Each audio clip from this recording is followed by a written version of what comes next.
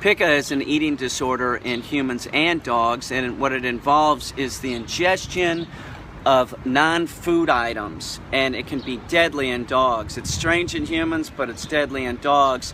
And dogs, a lot of times, they swallow rocks, clothing, wood. You know, it all depends on the dog, and usually this habit is behavioral. Sometimes it can be related to nutrition, but it's behavioral, and the young puppy starts doing it just when they're investigating. They put rocks or whatever in their mouth, and then they start swallowing them. It's very common for Labradors to be mouthy with soft items. Never give your Labrador puppy any type of cloth toy, like plush toys, like stuffed animals. That's just training the dog to do this. So at this point, the dog has Pica, and we know this because she vomited up clothing the second day that she was here. It was the owner's clothing.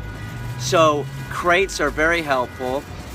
You know, the way that it happens is, like, a lot of times out of boredom, the dog is bored or whatever, and they'll just start chewing on something, and then all of a sudden they're ingesting it. So crates can be extremely helpful in, you know, keeping the objects away from your dog. If you have a puppy and it's picking up rocks on the street, you have to take the rocks out of its mouth every time and tell the dog no. If your dog is already doing this, remote collars can be extremely helpful.